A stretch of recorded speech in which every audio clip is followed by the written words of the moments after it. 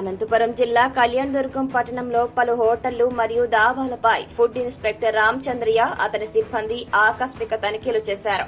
కళ్యాణదుర్గంలో పలు హోటల్స్ లో మాంసాన్ని ఫ్రిడ్జ్ లో పెట్టి అమ్ముతున్న హోటళ్లు ప్రజలకు హాని కలిగించే సింథటిక్ కలర్స్, బేసిక్ సాల్ట్ ఎక్కువగా వాడుతున్నారు. లైసెన్స్ తీసుకుని హోటల్ నడపాలని అధికారులు చెబుతున్నా సరే ఏ ఒక్క హోటల్ కూడా లైసెన్సులు లేకుండా రన్ చేస్తున్నటువంటి హోటల్ యజమానులు కనీసం 3 నెలలకు ఒకసారి అయినా ఇలాంటి తనిఖీలు చేస్తే ఉపయోగం ఉంటుందని స్థానికులు అంటున్నారు.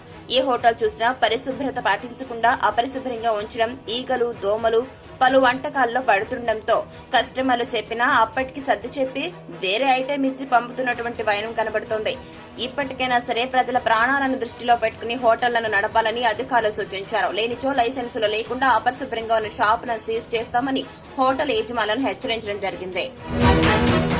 ఈరోజు కళ్యాణదుర్గంలో ఎమ్మెల్యే గారి ఆధ్వర్యంలో కళ్యాణదుర్గంలో ఉన్నటువంటి హోటల్స్ను, రెస్టారెంట్స్ను, తర్వాత ఈ స్వీట్స్, బేకరీస్ అందరినీ ఇన్స్పెక్ట్ చేయమని చెప్పడం జరిగింది.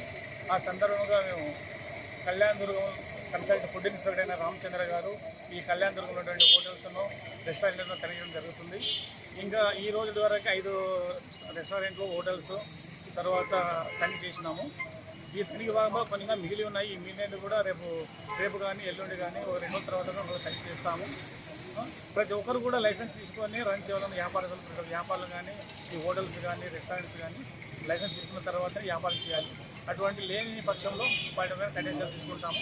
బట్ ఇంకొకటి ముఖ్యంగా ఏం చెప్పడమంటే ఈ యొక్క హోటల్స్లో టేస్టింగ్ సాల్ట్, సింథటిక్ కలర్స్ ఎక్కువ వాడుతున్నారు. ఈ సింథటిక్ కలర్స్ కానీ, ఈ టేస్టింగ్ సాల్ట్ కానీ వాడకూడదని వాళ్ళకు నోటీసులు ఇవ్వడం జరుగుతుంది. ఈ హైజీనిక్ కండిషన్ బాగాలేనటువంటి హోటల్స్ కొన్ని ఉన్నాయి. హోటల్స్ అంత దరిద్రంగా ఉన్నాయి, లోపల లైటింగ్ లేదు, తర్వాత మొప్పుగా ఉన్నది.